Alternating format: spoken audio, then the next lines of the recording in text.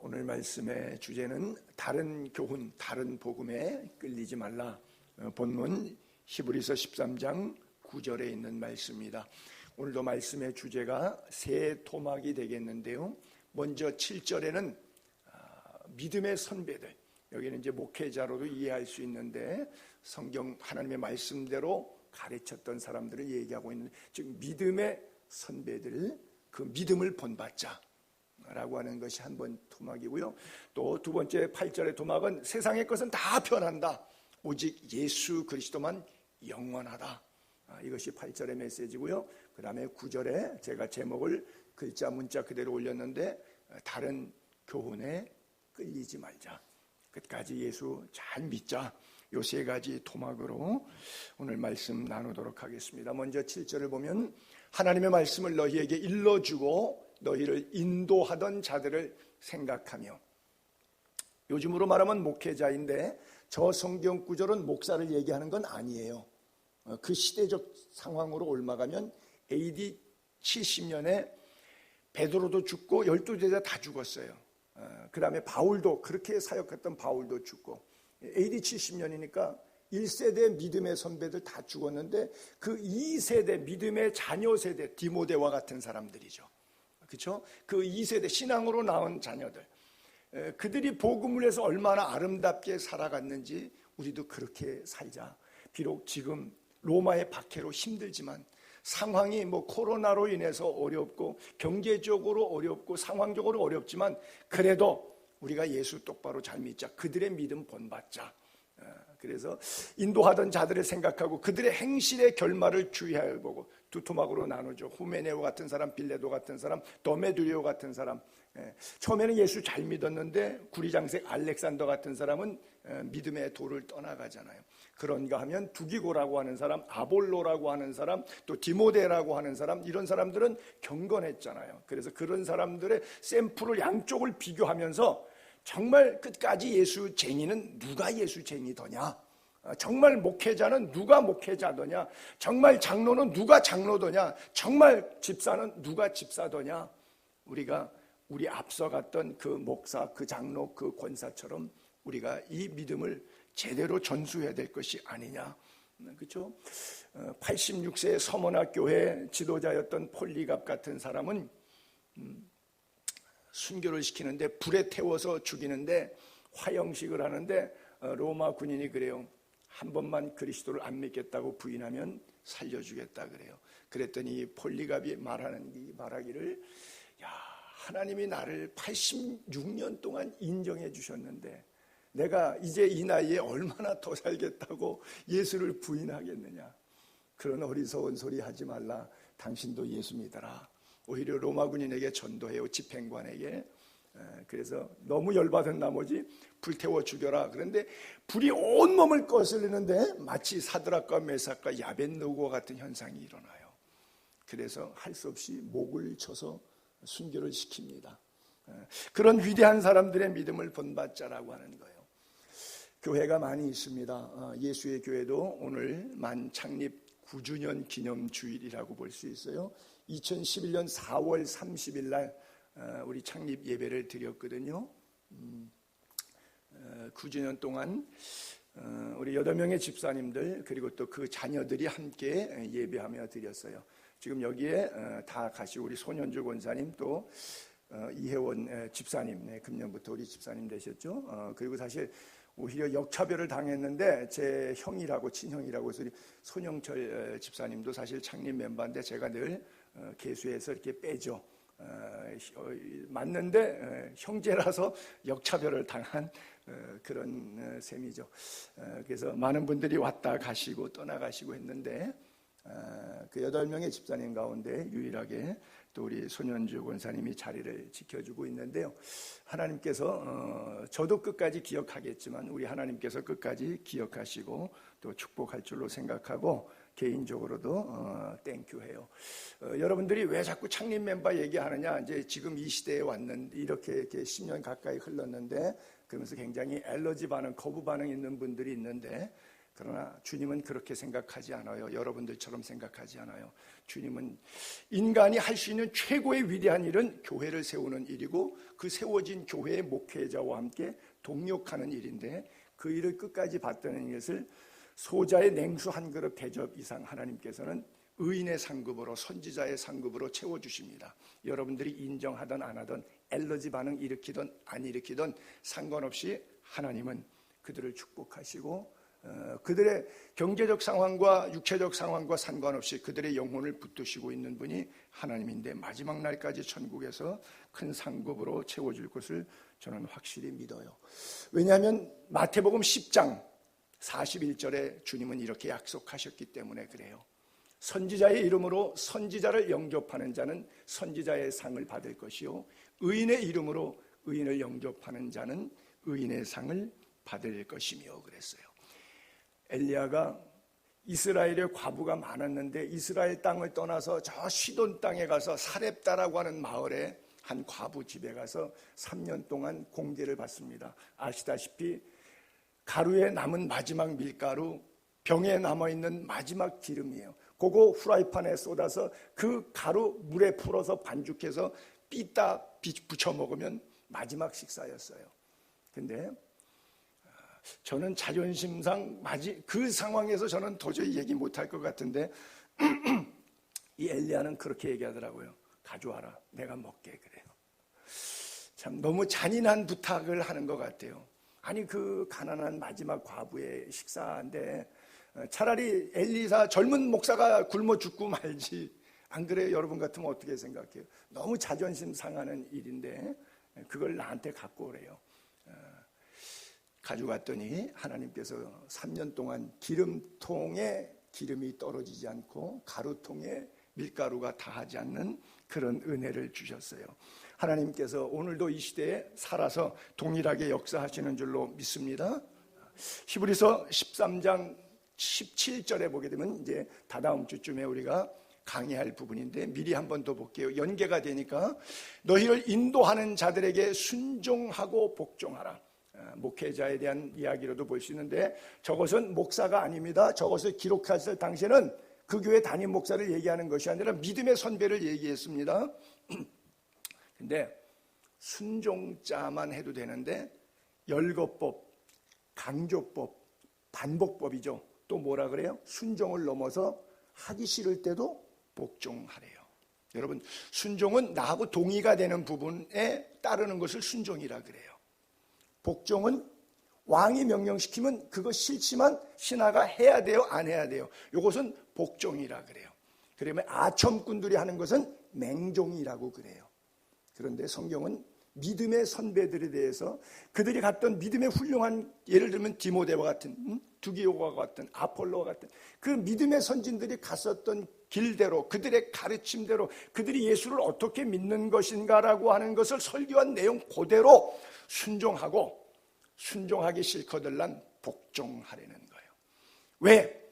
그들은 너희의 영혼을 위하여 경성하기를 마치 자신이 청산할 저 있잖아요. 그들이 진 빚을 내가 대신 갚아주는 것처럼 물질의 빚이 아니라 영적인 구원의 빚, 영적인 죄의 문제에 대해서 중보했기 때문이라고 하는 것이고, 그리고 어떻게 하는 것이 천국 가는 길인지 가르쳐줬기 때문에 그보다 중요한 것이 이 땅 육신의 몸에 뭐가 있겠냐라고 하는 것이죠.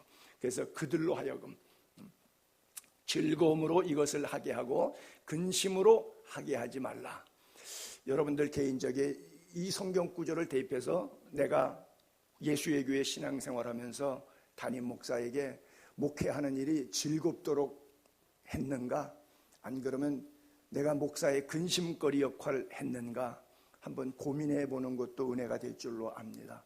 이것이 제가 저에게 대한 설교이지만 그렇지 않아요. 왜 그러냐면 결론적으로 이런 메시지를 주고, 그렇게 하지 않으면 너희에게 유익이 없느니라. 목사가 잘나서 대접하려는 게 아니에요. 목사가 잘나서 순종하고 목사가 잘나서 복종하려는 게 아니에요. 여러분들의 신앙에 유익이 없어요. 여러분 대충 예를 들어서 이렇게 경험해 보세요. 집에 가서 교회 목사에 대해서 욕하는 배우자가 욕하거나 자식들 앞에서 욕했을 때 그 사람의 신앙생활, 건강하게 잘 하던 사람 보신 적 있습니까? 아마 없을 거예요. 집에 가서 배우자에게 목사 욕하고 또 자식들 앞에서 목사 욕하던 사람, 그 사람 신앙생활 잘하는 거 보셨어요?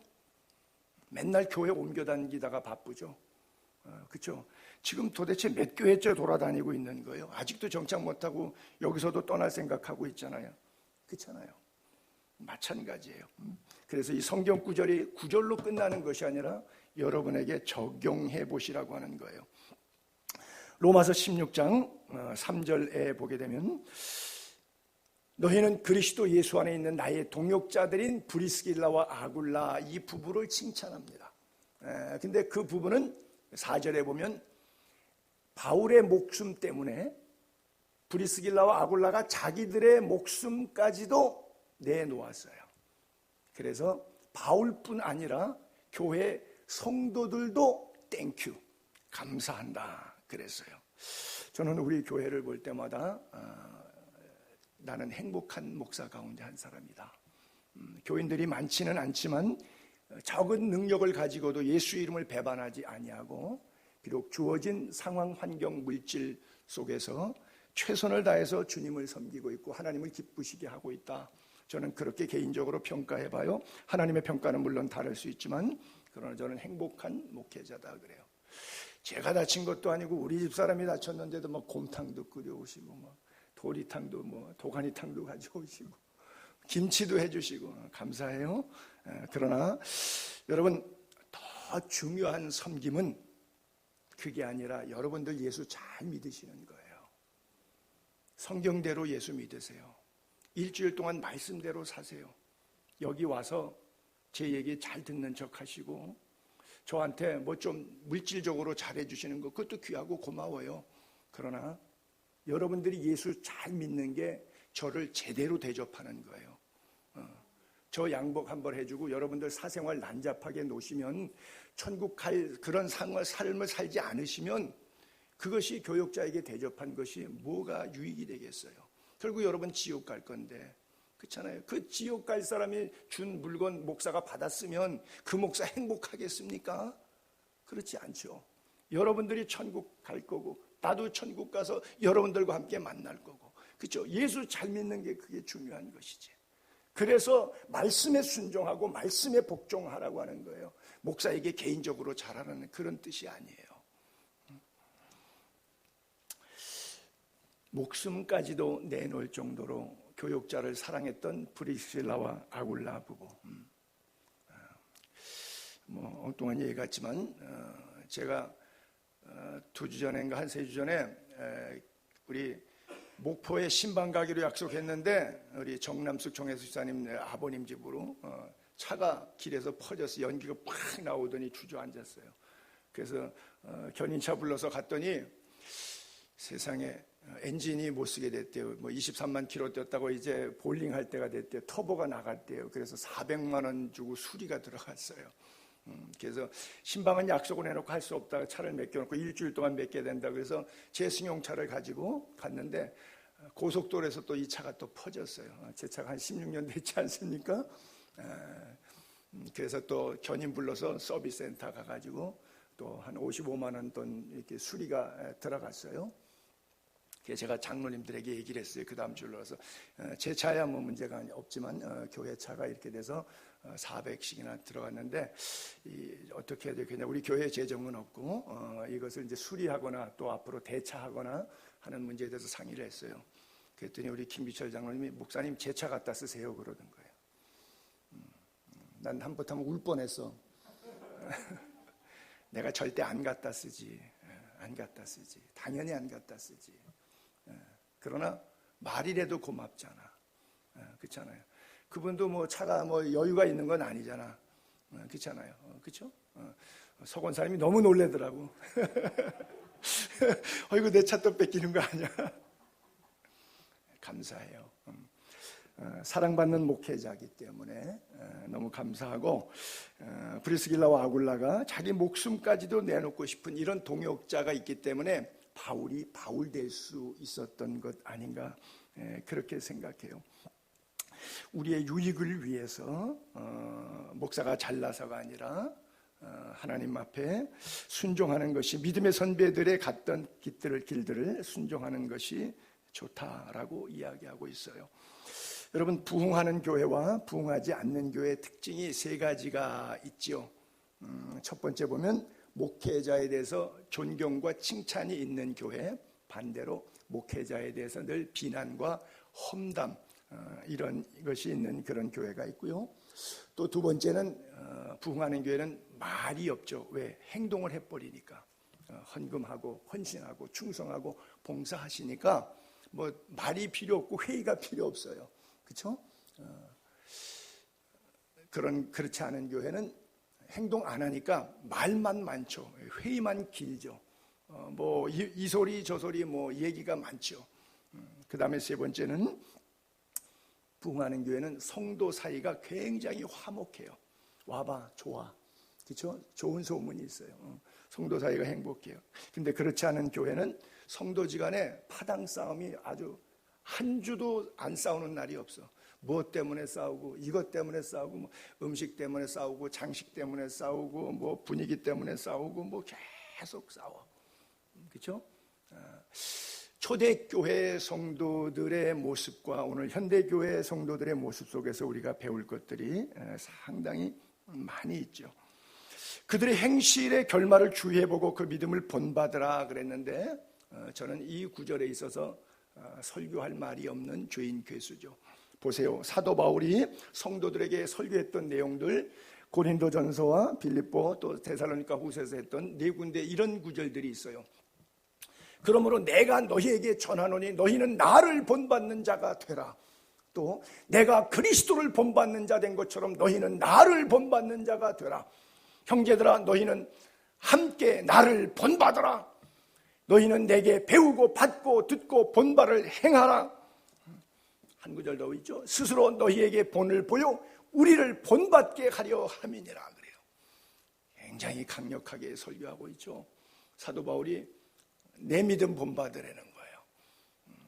이 면에 있어서는 제가 회의할 것이 많죠. 그들의 결말을 보고 그 믿음을 본받으라고 이렇게 본문에 써 있잖아요. 그들의 결말.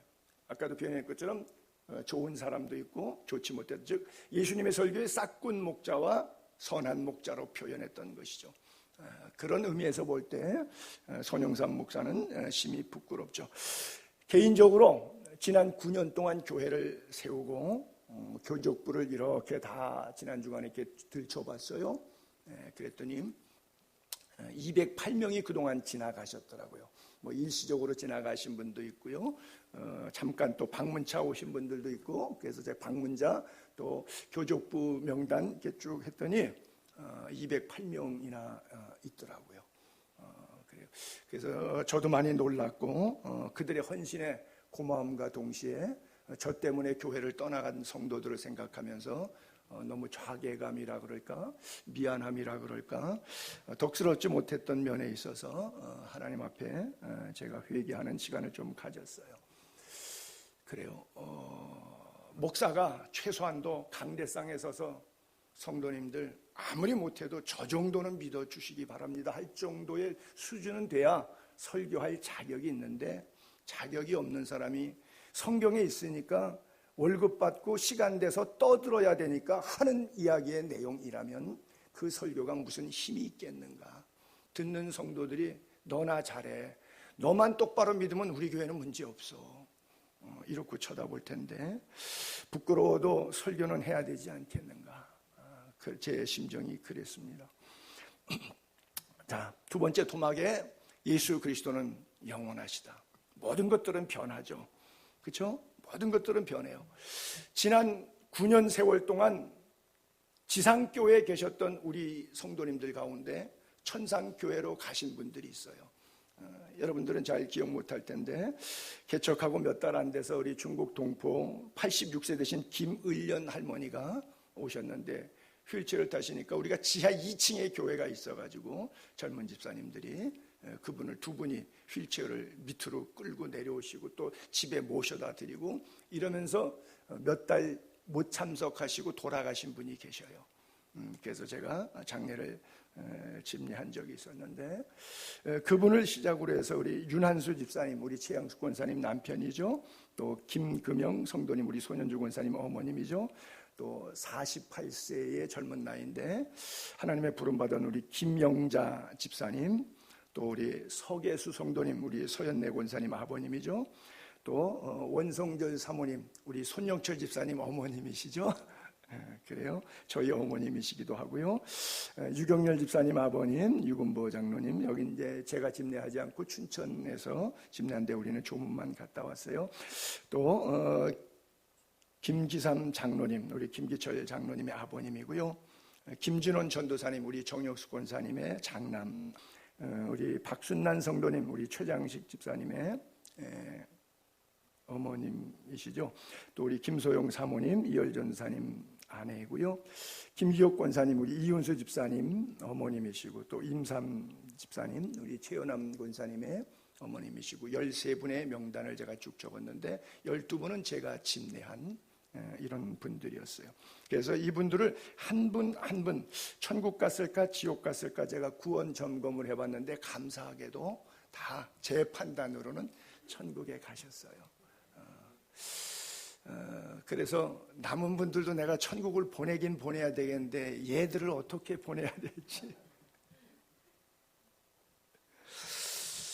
여러분, 하나님의 섭리는 때때로 우리가 너무 힘들 때가 있어요. 사랑하는 사람들을 빼앗아 가시고 내 마음에 빈 자리를 만드셔요. 근데 그 빈 자리를 예수 그리스도로 채우기를 원하시는 하나님의 뜻이, 섭리가 있어요. 우리는 이해할 길이 없지만 우리 안에 계신 하나님은 또 그렇게 일하세요. 그래서 다윗이 고백했던 것처럼 고난당한 것이 내게 유익이다. 그것 때문에 내가 하나님의 뜻을 깨닫게 되었다. 모든 것은 변한다. 모든 것은 변한다. 그러나 어제나 오늘이나 영원토록 예수 그리스도는 변하지 않는다. 그래요. 그래서 이 아픔과 힘듦이 올 때 어떤 사람은 순응해요. 어떤 사람은 반항하거나 배교해버립니다. 여러분들은 끝까지 잘 견디게 되기를 바랍니다. 하나님이 여러분 모두에게 견딜 수 있는 은혜와 능력 주시기를 바랍니다. 누가 우리를 그리스도의 사랑에서 끊을 수 있나요? 7가지 환난, 곤고, 박해, 기근, 적신, 위험, 칼, 외부적인 이런 환경적 상황에 의해서 7가지가 온다고 할지라도 그리스도의 사랑에서 우리 끊어지지 않아요. 그리고 10가지, 그 중에서 사망자까지를 제가 빨간색으로 일부러 칠했는데, 사망부터 시작해서 생명, 천사, 권세, 현재일, 장래일, 능력, 높음, 깊음, 다른 어떤 피조물 10가지 내부적 상황까지 포함해서 모두 우리를 우리 주 예수 그리스도 안에 있는 하나님의 사랑에서 끊을 수 없다. 사망의 음침한 골짜기 속에서도 주님이 나와 함께 하시기 때문에 하나님과의 관계가 끊어지지 않음을 굳게 믿게 되기를 바랍니다. 하나님은 분명히 말씀하셨어요. 끊어지지 않는다고. 근데 끊어지는 사람들이 있어요. 저렇게 성경에 써 있는데도 끊어지는 사람이 있어요. 그것을 배교자라고 그래요. 히브리서는 그래서 쓰여져 있었어요. 너무 힘드니까 로마의 박해 때문에 힘들고, 상황적으로 힘들고, 환경적으로 힘들고, 그 당시도 전염병이 있었고 박해가 있었고 인간관계 힘들고 경제적으로 궁핍했기 때문에, 야, 주님이 빨리 우리 세대에 오셨으면 좋겠는데, 나팔소리 울리고 지상 강림하시도록 주님이 구름 타고 빨리 오시면 간 그대로 오시리라 그랬으니까, 또 볼 수 있다 그랬으니까 좀 빨리 왔으면 좋겠는데, 그리고 조금 참았는데 주님이 아니 오시는 거예요. AD 70년에 33년경에 가셨던 분인데 세월이 35년 40년 가까이 흐르고 있는데, 여러분 뭘 기다리는데 다시 온다고 하는 사람이 40년이 돼도 안 오면 얼마나 힘들겠어요. 안 오나 보다 이렇게 되는 거예요. 그게 배교입니다. 그래서 재림신앙이 그냥 물거품이 돼버리는 거예요. 끝까지 하나님의 사랑 붙잡게 되기를 바랍니다. 예수 그리스도는 우리의 영원한 왕이십니다. 그래요. 왕 중 왕이에요. 우리가 찬송가 아까 불렀던 것처럼 예수님은 면류관 벗어서 주 앞에 들이세, 저천사 기쁜 노래가 온 땅에 퍼지니 내 호나 깨어서 주 찬송하여라. 온 백성 죄를 속하신 만왕의 왕일세. 왕이신 나의 하나님, 내가 주를 높이고 영원히 주의 이름을 송축하리이다. 그렇잖아요. 왕이신 하나님이 영원한 왕이에요. 여러분, 코로나라고 하는 뜻 제가 몇 차례 설명드렸죠. 왕관이라고 하는 뜻이죠, 라틴어로. 그래서 이 왕관을, 바이러스가 이 왕관을 뒤집어 쓰고 있단 말이에요, 지금. 세상 사람들은 하나님의 역사를 모르거나 의도적으로 무시해버리기 때문에 코로나를 왕으로 섬겨도 괜찮지만, 적어도 예수 믿는 사람은 우리의 왕은 예수뿐이기 때문에 예수님이 이 코로나를 쓰셔야지, 바이러스가 코로나 쓰면 안 돼요. 성경에, 우리말 성경은 한글이니까 코로나란 단어가 안 나오지만, 성경이, 구약 성경이 이스라엘 말로 되어 있고 신약 성경이 그리스 말로 되어 있고요. 로마가 기독교를 공인하면서 라틴어, 이태리 로마 말로 번역을 했어요. 거기에 왕관이라고 하는 단어를 코로나라고 하는데 이것이 50여 차례나 나와요. 예를 들어서 가브리엘 천사장, 미카엘 천사장, 그 다음에 타락한 천사의 이름을 루시퍼라는데 성경에 루시퍼가 안 나오는데 계명성이라고 나와요. 한국말 성경에는 그 계명성을 라틴어로는 루시퍼라고 써 있어요. 그래서 우리가 루시퍼라고 그러는 거예요. 그래서 성경에 왜 루시퍼가 안 나오는 사람들이 루시퍼라고 그러는데 번역본으로 라틴식 표기이기 때문에 그래요. 코로나라는 것도 마찬가지예요. 성경에 저런 식으로 나오는 데가 50여 군데나 있어요. 정확하게 57군데가 저런 게 나와요. 성경에 코로나 한국 번역된 몇 구절만 한번 올려볼게요. 우리의 소망이나 기쁨이나 자랑의 면류관이 무엇냐? 그가 강림하실 때 우리 주 예수 앞에 너희가 아니냐? 그러니까 데살로니가 교회 교인들이 사도 바울이 개척했잖아요. 그리고 데살로니가 교인들은 바울의 설교를 사람의 말로 받지 아니하고 하나님의 말씀으로 받았잖아요. 믿음의 역사와 소망의 인내와 사랑의 수고가 충만했던 교회 아닙니까? 그러니까 그들도 죽고 바울도 죽었을 때 바울의 면류관은 뭐냐? 바로 니네들이라는 거죠. 바울의 면류관. 이제 후로는 나를 위하여 의의 면류관이 예비되었으므로 주곧 의로우신 재판장이 그날에 내게 주실 것이니 내게만 아니라 주의 나타나심을 사모하는 모든 자에게 도니라 그랬어요. 선교사로 말하면 가는 선교사가 있고 보내는 선교사가 있죠. 선교사가 나가서 집시촌에 가서 10수년을 살면서 100명, 1000명 전도했을 때 그 전도의 열매가 많잖아요. 옳은 대로 돌아오게 하는 사람은 하늘의 별처럼 궁창의 빛처럼 빛난다고 말씀하셨는데, 그러면 선교사는 전도를 많이 해서 빛날 텐데 그 선교비를 보내주고 위에서 기도했던 후방에 보내는 선교사는 아무것도 없다. 그럴까요? 그렇지 않죠. 그렇죠? 50%, 50%. 저는 늘 그렇게 말해요. 가는 선교사 50%, 보내는 선교사 50%. 하나님은 합력하여 선을 이루게 하셨기 때문에 동일한 은혜와 축복이 있는데, 바로 주의 나타나심을 사모하는 모든 보내는 선교사에게도 의의 면류관을 주죠. 저기 면류관자는 전부 코로나라고 써 있습니다. 한국말로 번역을 이렇게 해서 그렇고요. 다음에 또 보세요. 시험을 참는 자 복이 있다. 주께서 자기를 사랑하는 자들에게 약속하신 생명의 면류관. 여기도 코로나가 써 있고요. 베드로서에도 그리하면 목자장이 나타나실 때 시들지 아니하는 영광의 면류관을 얻으리라 그래요. 여기도 코로나라고 써 있어요. 시들지 아니하는 영광의 면류관. 저 얘기는 베드로 사도가 보니까 목회자 사도였잖아요. 그리고 성도들, 유대인들 가운데 예수 믿는 사람들 있잖아요.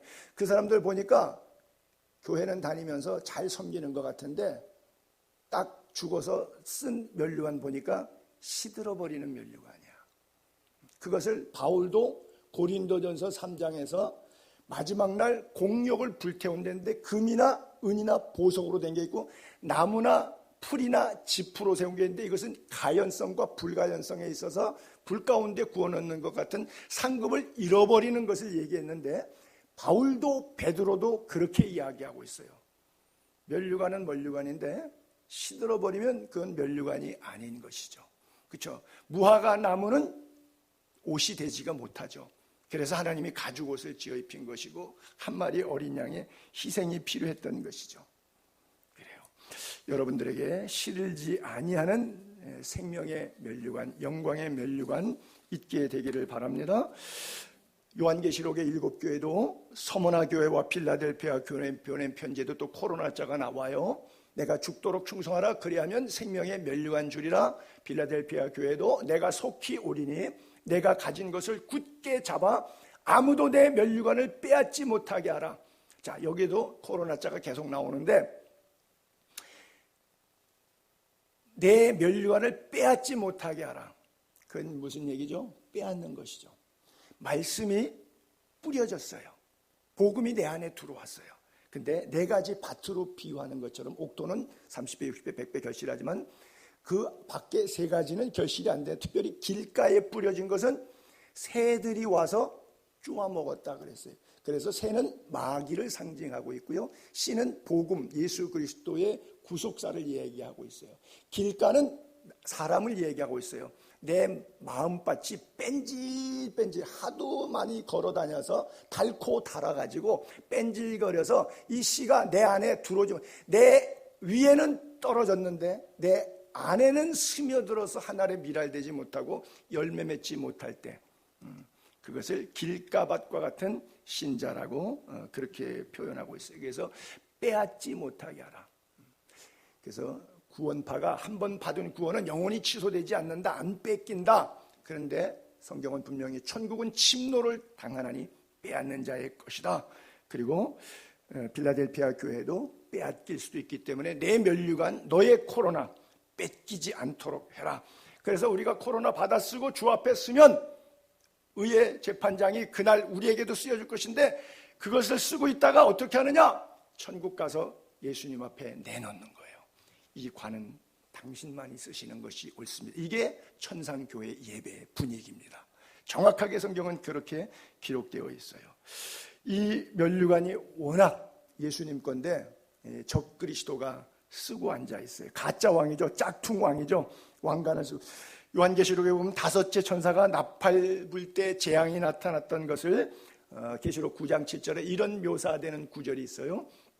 황충 재앙, 전쟁을 위하여 준비한 칼을 드는데 그 머리에 금 같은 like gold, 금이 아니에요. 왜? 짝퉁이란 말이에요. 금 같은 관, 면류관, 금 같은 면류관인데 관, 금 같고 또 관 비슷한 것, like 스테바노스, like gold, 다 그러나 실제 금도 아니고 관도 아닌데 생긴 건 꼭 그 모양으로 생겼다고. 그래서 지금 현재 코로나가, 이 바이러스가 예수님 자리에 앉아 있어요. 요한계시록 13장 1절에 보면 이것을 한 짐승으로 표현하고 있는데, 내가 보니 바다에서 이 땅 세상을 이야기하고 있죠. 한 짐승이 적그리스도의 대표적인 어떤 메시지를 갖고 있죠. 뿔이 10이요 머리가 7이라. 그 뿔에는 10 코로나가 있어요. 그 머리에는 신성을 모독하는 이름들이 있어요. 이 코로나 바이러스 때문에 예배 중단시키는 신성 모독 현상이 사방에서 있었는데 담임 목사들이 결정했잖아요. 신성 모독하는 이름들이 있고, 짐승이 입을 벌려 하나님을 향하여 비방해요. 교회가 비난을 받아요. 지탄을 받아요. 잭소리도 못해요. 왜? 같이 합력해서 말을 맞췄잖아요. 그 이름과 그 장막 끝 하늘에 사는 자들을 비방하더라. 마음껏 세상이. 여러분, 요즘은 어디 가서 교회 다닌다고 말하기 부끄럽죠. 왜? 거기 감염병 환자들 모이는데 거기 갔다 왔어? 여러분, 목사라 그러기가 부끄럽죠. 아이고, 목사들, 그렇죠? 이 개독교 목사들 너무너무 부끄러워요. 왜? 그들이 잘못해서 우리가 비난받나요? 우리가 잘못했기 때문에 비난받을 짓을 했나요? 답이 나와 있죠. 왕관을 예수에게 쓰여드리고 예수를 경배해야 되는데 바이러스를 섬기고 바이러스를 예배했잖아요. 또 권세를 받아 성도들과 싸워 이기게 돼요. 다 졌죠, 우리. 그렇죠? 대형교회부터 시작해서 우리 다 졌어요. 성도들과 싸워 이깁니다. 왜? 권세니까. 나라가 성도를 다스리게 되어 있다니까요. 종교 재편하게 되어 있다니까요. 각 족속, 각 백성, 각 방언, 각 나라, 전 세계를 이야기하고 있어요. 전 세계를 다스리는 권세가 이 코로나가 바이러스를 뒤집어 쓰고 있어요. 그래요. 자, 이어서 계속 한 번 더 보면 8절부터 보면, 죽임을 당한 어린 양의 생명책의 창세 이후로 이름이 기록되지 못하고 이 땅에 사는 자들은 신실한 믿음으로 구원받을 만한, 천국 갈 만한 믿음이 없는 자들을 이렇게 얘기하죠. 그렇죠? 천국 백성이 아닌 경우에 생명책의 창세 이후로 이름이 기록되지 못하고 이 땅에 사는 자들, 아직 구원받지 못한 자입니다. 다 그 짐승에게 경배하리라. 누구든지 귀가 있거든 들을지어다. 그리고 이게 중요한데 여러분들에게 필요한 결정이에요. 살려고 하지 마세요. 살려고 하지 마세요. 사로잡히는 자는 사로잡히세요. 감옥 가세요. 뭘 걱정해요. 칼에 죽이죠. 순교시키는 하세요. 왜요? 몇십 년 더 사다가 지옥 가느니 오늘 천국 가는 게 낫습니다. 제가 가르치고 싶은, 제가 평생 목회를 통해서 하고 싶은 설교는 이게 답니다. 사로잡힐 자는 그냥 잡히세요. 배교하지 마세요. 예배보다 중요한 거 없어요. 칼에 죽임을 당하면 마땅히 자기도 칼에 죽을 것이다. 그래서 제발 부탁한다. 성도들의 인내가 뭐냐? 인내가 뭐냐? 야성이 뭐냐? 믿음이 뭐냐? 신실함이 뭐냐? 이거 아니냐? 이때 다 피하고 저때 가면 하겠어요. 쓸데없는 소리 하지 말라고요. 무엇이 선이고 무엇이 악인지 알아요. 하나님이 기뻐하시는 일과 기뻐하지 않는 일도 알아요. 그러나 마지막 때가 되면 그것을 지키는 것은 현실적으로 어려워요. 앞으로 각 족속, 방언, 백성, 나라를 내 믿음을 누가 컨트롤하냐? 나라가 컨트롤할 거예요. 예배금지 행정명령 내릴 거예요. 왕의 금령 내릴 거예요. 옛날에 유신 때 박정희 대통령이 긴급조치라는 것을 말도 안 되는 헌법을 유신헌법을 만들어서 발효시켰어요. 그래서 국민의 자율성을 무시하는 학도 혹탄 해체하라.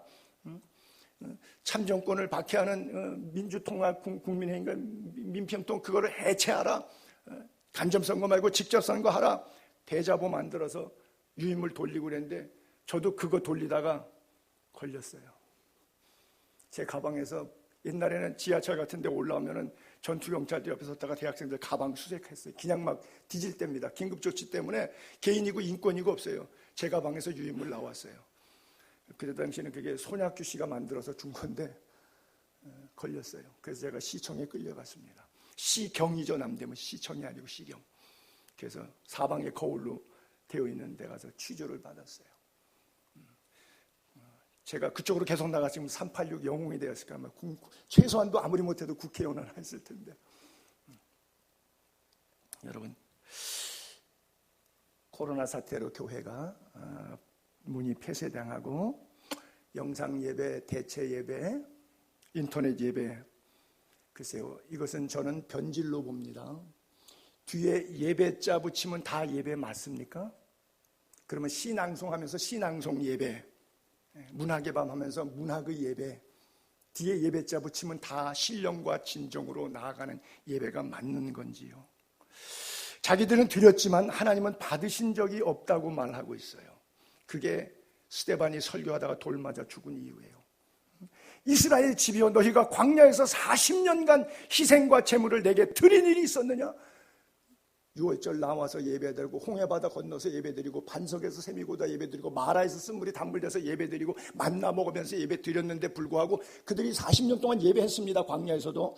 근데 스데반은 한 번도 예배한 적이 없대요. 그것은 뭐냐? 그럼 그 행위는 뭐냐? 볼록의 장막과 신 네팔의 별을 받들었으며 이것은 너희가 절하고자 하여 만든 형상이로다. 그들이 송아지를 만들어 그 우상 앞에 제사하며 자기 손으로 만든 것을 기뻐했다. 그랬어요. 그래요. 이것은 그냥 성경 이야기, 옛날 이야기지 오늘의 상황과 견주어서 굳이 해석해낼 필요가 없는 그냥 신화 이야기죠. 옛날 이야기죠. 오늘 나에게 살아있는 하나님의 말씀으로 시대와 상황 속에서 적용하도록 말씀하시는 말씀은 아니죠. 그래요. 우리는 너무 좋은 게 좋은 거다는 세월 속에 살고 있어요. 죽기를 각오하고 예수 믿는 사람은 없는 시대에 살고 있어요. 왜? 죽음보다 무서운 건 없잖아요. 뒤에 예배자만 붙이면 다 예배가 되도록 만든 목사들이 목회하는 대한민국 시대 속에 살고 있잖아요. 여러분, 예를 들어서 온라인 수업을 하는데 서버가 자꾸 다운되듯이 제가 설교를 들어보니까 다운될 때가 있어요. 이제 기술이 개발돼서 서버 다운되지 않는 정도까지는 커버할 수가 있습니다. 자, 그러면 교육을 시키는데 지식 교육은 전달이 될는지 모르겠어요. 친구와의 관계, 사제와의 관계, 교실 바닥도 당번제로 청소하면서 인격적인 사회성을 개발하면서 서로 어울려야 되는 그런 교육이, 참 교육이 가능하다고 생각하세요? 일반 지식 교육도 온라인 수업이 갖고 있는 한계 때문에 참 교육이 아닐 수밖에 없다는 자성론이 나오고 있는 이때에 신앙생활은 더 말할 나위가 없죠. 그러나 그것이 왜 대세가 되죠? 편하니까. 안 하면 인터넷에서 아니면 뉴스에서 벼락 맞으니까 두렵죠. 세상이 무섭죠. 여론이 무서운 거죠. 하나님은 안 보이니까 일단 안 무서워요. 다음에 잘할게요. 다음 달에 잘할게요. 끝나면 잘할게요. 내년에 잘할게요. 내 목숨 걸고 그때 가면 잘할게요. 근데 오늘은 이렇잖아요. 이웃사랑 실천해야 되잖아요. 하나님 사랑 예배 뒤로 밀쳐놓고 우선순위에서 이웃사랑 실천해야 되잖아요. 바이러스가 왕관 뒤집어 쓴 건 맞습니다. 그러나 그렇게 말하면 안 되는 시대 속에 살고 있어요. 강행이라고 하는 단어는 어느 때 쓰는 건 줄 아십니까? 예배 강행 이런 거 쓰면 사탄이 좋아하고 하나님 힘들어하세요. 인터넷 예배를 강행시키고 영상 예배 강행시키고 대체 예배 강행시킨 목사들이 있어요. 이때 강행이라는 단어 쓰는 겁니다. 여러분 성도들 자발적으로 했어요? 강제로 당했어요?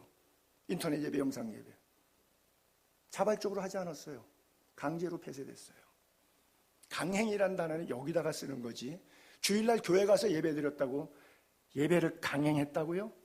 그 단어는 어느 쪽에서 쓰는 겁니까? 이 관은 예수님이 쓰셔야 돼요. 코로나는 예수님만 쓰실 수 있는 거예요. 왕관은. 예수님이 초림 때도 관을 쓰셨고요. 재림 때도 또 관을 쓰실 거예요. 초림 때 쓰신 관은 무슨 관인 줄 아십니까? 여러분 우리 그거 같이 써야 돼요. 가시관 쓰셨어요. 가시관 쓰셨죠. 그 가시관 유혈이 낭자했죠. 얼굴에 침뱉음 당했죠. 온갖 수모와 조롱과 모욕의 상징이, 수치의 상징이 그 가시관이에요. 우리가 쓸 수 있는 것은 이거예요. 뽀다곤하게 예수 믿고 멋들어지게 예수 믿고 찬란하게 영광스럽게 예수 믿고 아니요. 우리가 쓸 수 있는 길, 우리가 쓸 수 있는 관, 우리가 걸을 수 있는 길, 믿음의 길이라고 하는 것은 자기를 부인하고 자기 십자가를 지고 예수님이 쓰셨던 가시관 쓰는 거예요. 그런데 예수님이 다시 오셔서 또 관 쓰십니다. 그때는 금면류관 쓰십니다. 초림 때는 가시관이지만 재림 때는 더 이상 가시관이 아니고 금면류관 쓰시는 거예요. 금면류관은 뭐죠? 왕중 만왕의 왕이에요. 심판의 권세를 가지시고 그동안 우리의 신앙생활 잘했냐 못했냐를 나누실 것이고 천국과 지옥을 나누실 것이고 천국에서 상급을 나누실 것이에요. 금은 보석 같은 믿음이었는지 나무, 풀, 집같이 불타 사라지는 믿음 생활 한 건지 주님 평가하실 거예요. 여러분 재림하신 주님, 면류관 쓰신 주님의 모습 요한계시록은 14장 14절에 이렇게 표현하죠. 또 내가 보니 흰 구름이 있고 구름 위에 인자와 같은 이가 예수님이 앉으셨는데 그 머리에는 금 면류관이 있어요. 예수님 머리에 코로나가 드디어 회복이 됐어요. 저기 있어요. 그 손에는 예리한 뭐를 가졌어요? 주님 이거는 안 되는데요. 하고 싶어요. 이렇게 말하고 싶어요. 주님 금면류관만 쓰시고요. 제발 그 손에는 이거는 들지 말아주세요. 낫은 뭐죠? 추수할 때 쓰는 거죠. 이게 뭐예요? 추수하시겠다는 거예요. 다른 말로 신학적으로 심판이라고 그래요. 이 심판의 칼날 앞에 신학박사 100개 가졌으면 대학 총장이면 큰 교회 담임 목사면 이 예리한 낫에서 피할 수 있을 것이라고 생각하십니까? 금면류관만 쓰시면 좋겠는데 주님의 손에 예리한 그냥 무딘 대충 넘어가는 좋은 게 좋은 거인 그런 낫이 아닙니다. 금면류관 쓰신 주님, 가시관 쓰신 주님은 다 용서해요. 살인죄, 간음죄, 무슨 죄도 다 용서해요. Everything okay. 가시관 쓰신 예수님은. 근데 다시 오실 주님이 금면류관 쓰실 때는 문제가 달라져요. 여러분들의 신앙은 예리한 낫 앞에 서게 됩니다. 그리고 그 눈은 불꽃 같고 그 머리에는 많은 관들이 있어요. 그 이름 쓴 것 하나가 있으니 자기밖에는 알 사람이 없어요. 또 그가 피 뿌린 옷을 입었는데 예수 그리스도 십자가의 보혈이죠. 그 이름은 하나님의 말씀이라. 하나님의 말씀이 예수 그리스도 십자가의 보혈로 이 땅에 오게 된 거예요. 우리 손에 주어졌어요. 그럼 우리가 예수 잘 믿는 방법은 다른 방법 없어요. 뿌린 피, 십자가의 보혈의 능력 그대로 순수하게 믿는 거예요. 그분만 예배하는 거예요. 다른 길 없습니다. 자꾸 다른 길 찾지 마세요. 다른 방법 찾지 마세요. 대체 방법 찾지 마세요. 대체 하나님이 계시면 대체 예배 가능합니다. 대체 하나님이 안 계시다면 그 하나님만 섬겨야 돼요. 계시록 4장 10절을 볼게요. 24장로들이 보좌에서 예배합니다. 천상교회 모습이에요. 엎드려 세세토록 살아계시는 이에게 경배하면서 자기의 관을 보좌 앞에 드리며, 주님이 우리에게 의의 면류관, 생명의 면류관 주시잖아요. 24장로들이 관 썼잖아요. 천상 예배할 때는 이 코로나 벗어서 진짜 코로나 써야 될 할렐루야. 코로나 내 머리에서 주님 머리로 옮기는 게 천상교회 예배입니다. 이게 하이라이트예요. 할렐루야. 왕의 대관식. 왜? 그분이 우리의 왕이시고 영원한 우리의 왕이시고 만왕의 왕이시고 다시는 주권이 변하지 않고 어제나 오늘이나 영원히 동일하신 왕이시기 때문에 그래요.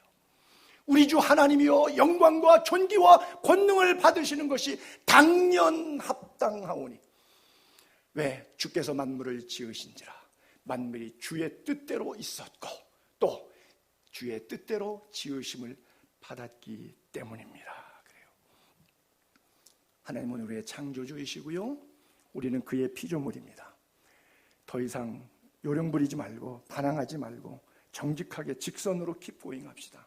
타락하지 말고 교만하지 말고 하나님 인정하고 먹든지 마시든지 살든지 죽든지 사로잡히든지 감옥에 갇히든지 무엇을 하든지 하나님을 영화롭게 하는 예배자의 자리에 섭시다.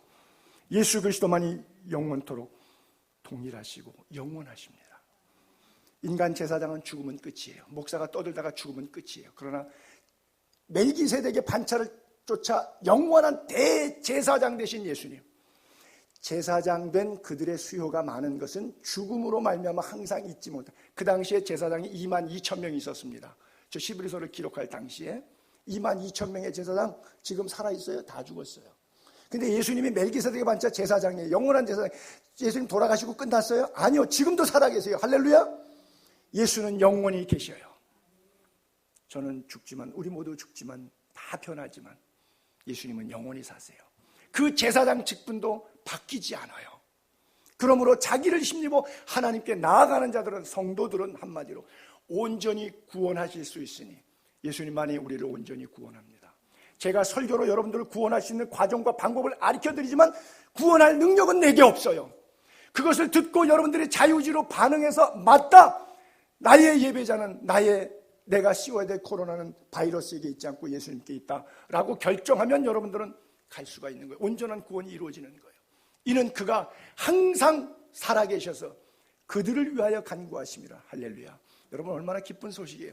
지금도 하늘 우편에서 우리를 위해서 기도하고 계세요.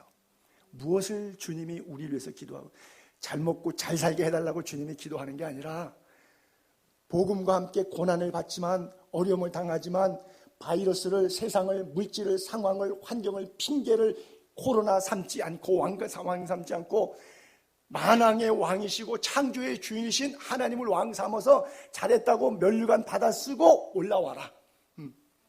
그러고 나서 지상교회에서 받아 쓰고 올라와서 받아 쓴 그 코로나를 천상교회에서 내 머리에다가 올려놔줘. 이거 부탁하는 거예요. 그 기도하고 계신 거예요, 주님이. 항상 살아계셔서 그들을 위하여, 성도를 위하여 간구하시는 기도의 내용이 바로 그거예요. 코로나의 왕관이에요.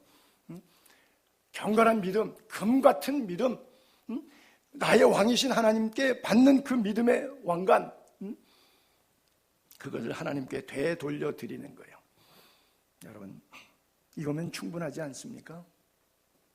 충분하지 않아요? 마지막 세 번째 토막에, 그래서 다른 복음, 다른 교훈을 끌리지 말라는 거예요. 자꾸 다른 거 찾지 마세요. 그래서 마음은, 신앙생활의 마음의 단도리는 은혜가 뭐예요? 예수 그리스도의 십자가의 보혈이 은혜예요. 구원받은 은혜. 이것으로 해야지, 신앙생활을 이걸로 해야지 음식으로 하게 되면, 목사도요, 저도 목회하다가 실패 많이 했죠. 음식으로 먹고 친하다 보니까 같이 불러서 먹을 땐 또 계속 같이 불러야 되는데 한 번 빠지면 삐져갖고요, 뭐 섭섭한 일이 있나 이래갖고 음식 때문에 시험 들어버려요. 그래갖고 암만 좋아도 100번 같이 먹다가 한 번 같이 안 먹은 것으로 끝나는 게 음식으로 형성된 관계예요. 음식으로 말미암아 행한 자는 유익을 얻지 못하였느니라. 여러분, 예수 피로 하나 되기를 바랍니다. 그렇죠? 여기서 다음 주에 연결될 때 사실은 9절부터 연결될 수 있는 건데, 그게 뭐냐면 이 음식을 말한 것은, 여기서 음식은 제사 음식을 얘기하고 있고요, 즉 번제, 소제, 속건제, 속죄제 하는 그 제물 고기를 이야기하는 거예요. 즉 다시 말해서 율법을 얘기하는 거예요. 은혜와 율법의 차이, 즉 은혜로 믿음 생활해야지 율법으로 생활하다 보면, 율법적 신앙하다 보면 이게 맞아, 이게 틀려, 서로 정죄하게 되죠. 그래서 결국은 유익이 없어요. 또 인간적인 친교로 떡 먹어서 친하게 지내다 보면 육신의 삶에 있어서 불편할 때도 있고 불쾌할 때도 있고 섭섭할 때도 있으면 이게 다 깨져버려요. 아무 의미가 없어요. 그래서 절대 음식으로, 더 큰 의미에서 율법으로, 조금 더 구체적으로 다른 얘기하면 돈으로 하지 말라는 거예요. 목회도 돈으로 할 수 있는 게 아니잖아요. 친구관계 돈으로 살 수 있는 것 아니잖아요. 은혜로 하라, 음식으로 하지 말라, 율법으로 하지 말라고 하는 거예요. 여러분, 기쁠 때나 슬플 때나 우리는 음식이 아니라 예수의 피로 했기 때문에, 즉 지상의 교회만 연결될 것이 아니라 천상의 교회까지 예수 피로 함께 갈 사람들이기 때문에 우리는 은혜로 굳게 되는 겁니다. 사도 바울은 우리의 신앙생활을 달리기에 비유해 주었는데, 고린도서 9장 24절에 보게 되면, 운동장에서 다름질하는 자들이 다 달릴지라도 오직 상을 받는 사람은 한 사람인 줄 너희가 알지 못하느냐. 너희도 상을 받도록 이와 같이 다름질하라.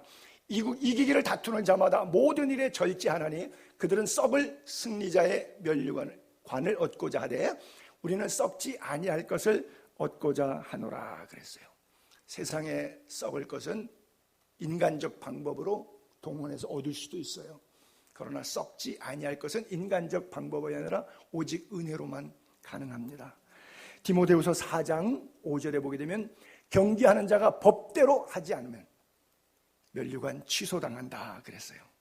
여러분, 1988년도 서울 올림픽이 있었을 때 남자 100m 달리기에서 칼 루이스하고 존 벤슨인가요? 미국 사람과 카나다 사람인데, 존 벤슨이 9초 79로 세계 신기록을 세우고 금메달을 땄어요. 근데 3일 뒤에 취소됐어요. 왜 취소됐죠? 약물 복용이 소변 검사에서 나왔어요. 법대로 경기하지 않으면. 이렇게 예를 들은 것처럼 여러분들이 천국 가는 믿음인 줄 알고 붙잡고 갔는데 붙잡고 보니까 아니에요. 법대로 사는 것이 아니에요. 특별히 평신도보다 목회자가 그럴 가능성이 거의 90% 이상 더 높습니다. 비중이. 왜냐하면 집단에는 안다고 생각하고요, 자기가 임의로 결정을 내려버리거든요. 보세요, 예수님의 설교 끝부분에 마태복음 7장에 그날에 많은 목사들이 나더러 이르되 주여 주여 우리가 주의 이름으로 설교를 잘해갖고 선지자 노릇 제대로 했지요. 또 주의 이름으로 귀신도 쫓아내고 병도 고치고 성도들 많이 왔지요. 또 주님의 이름으로 많은 권능을 행해서 기업도 사업도 잘 되게 하고 문제도 해결해 주었지요. 그때 예수님께서 그 목사들에게 밝히 이렇게 이야기하죠. 내가 너희를 도무지 알지 못한다. 왜? 너희는 불법을 행했기 때문에 나한테서 떠나가라. 이게 뭐예요? 자기 방법으로 열심히 해가지고 목회적, 가시적 성공은 이루었는데 성경대로 하지 않았어요. 성경대로 하지 않았어요. 이것을 불법이라고 그래요. 세상이 말하는 법과 하나님이 말씀하시는 성경의 법은 늘 충돌됩니다. 그래서 결정해야 돼요. 하나님을 사랑할 것인지 세상을 사랑할 것인지. 여러분, 이웃을 사랑하셔야 됩니다. 하나님을 사랑하는 자라면 당연히 이웃을 사랑해야 되죠. 그런데 하나님을 사랑하지 않는 자가 예배 제1 중심에 서지 않고 이웃 사랑을 실천하는 것은 배교입니다. 외도입니다. 하나님을 진정 사랑할 때, 예배가 살아있을 때 나머지 모든 것들은 형통할 수 있지만 예배 없는 이웃사랑은 외도나 마찬가지예요.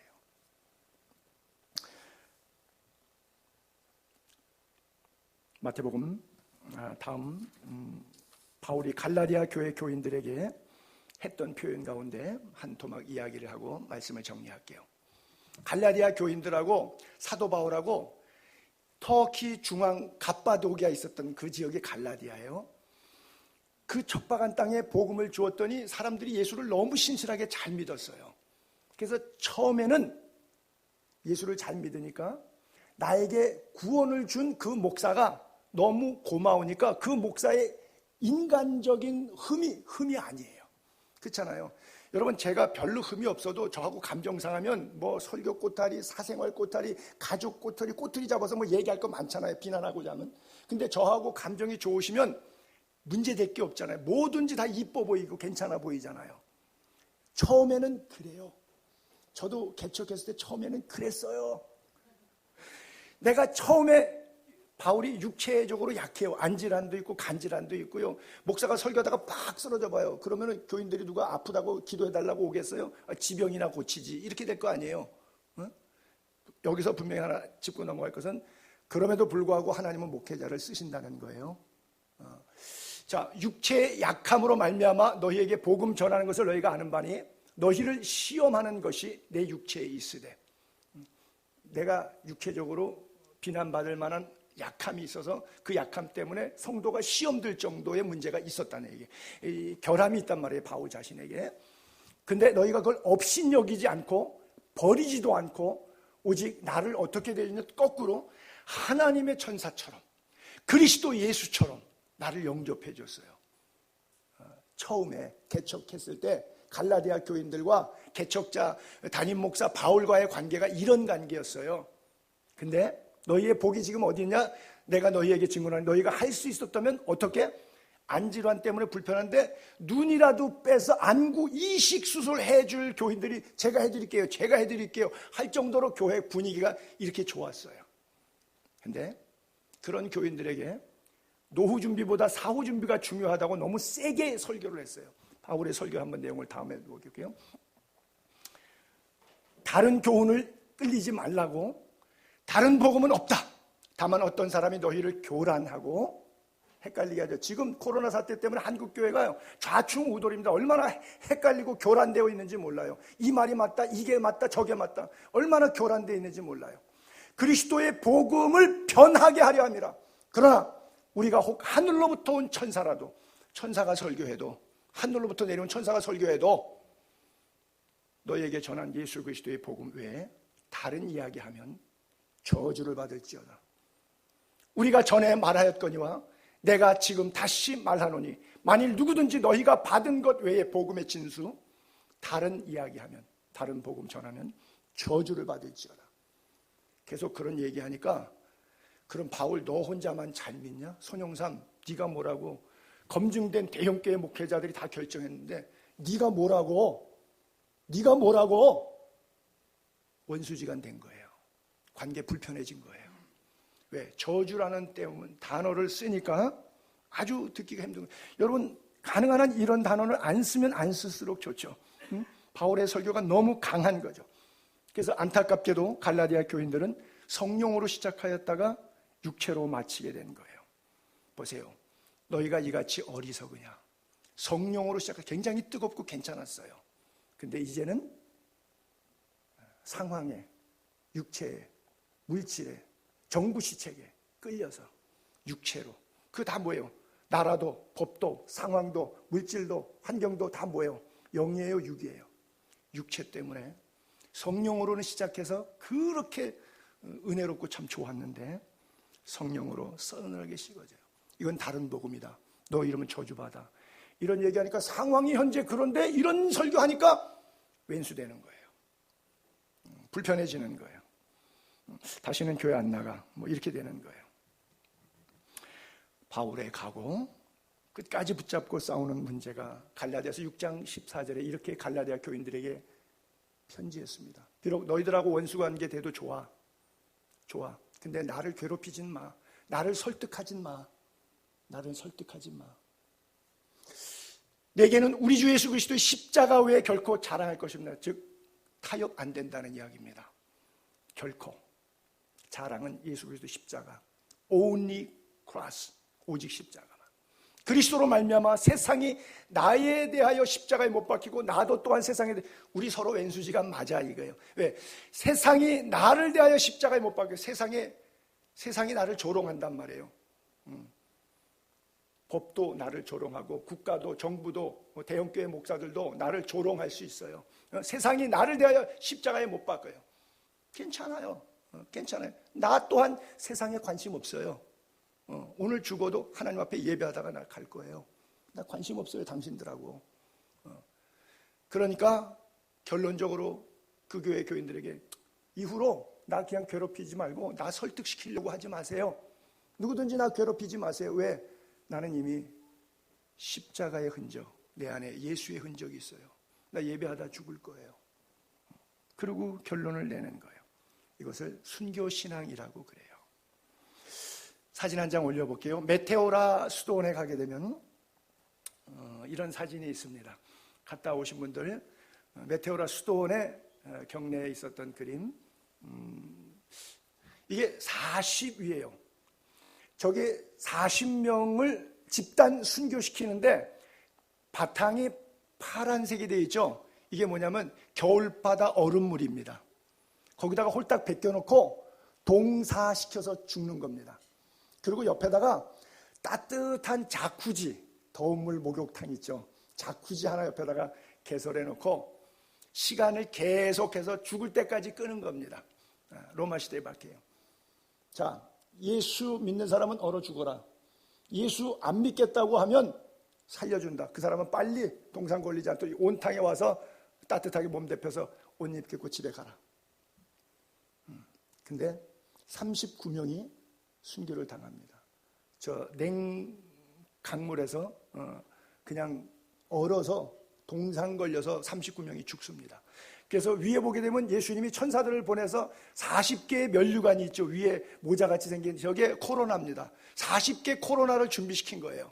그래서 내려와서 죽는 순서대로 머리에 씌워주고 천국에 데리고 올라가는 거예요. 그런데 한 사람이 너무너무 두려운 거예요. 너무 춥고 너무 힘든 거예요. 상황과 환경이. 그래서 할 수 없이 도망가죠.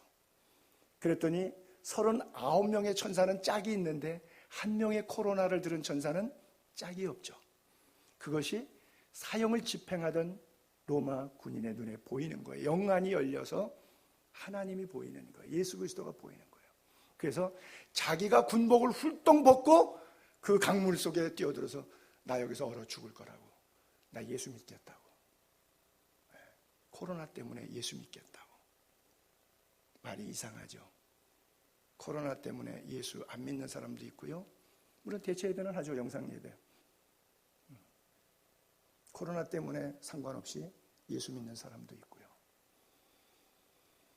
여러분 상식적으로 이렇게 이해해 봅시다. 그러면 좆대 피하고 그냥 온수에 들어갔다 옷 갈아입고 가서 예수 믿으면 안 돼요?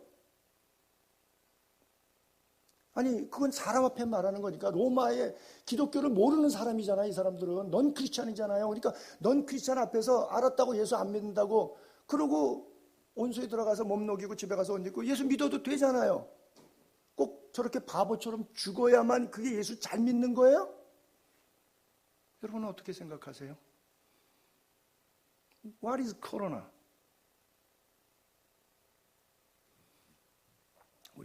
우리의 왕이신 예수님 한번 찬양할까요?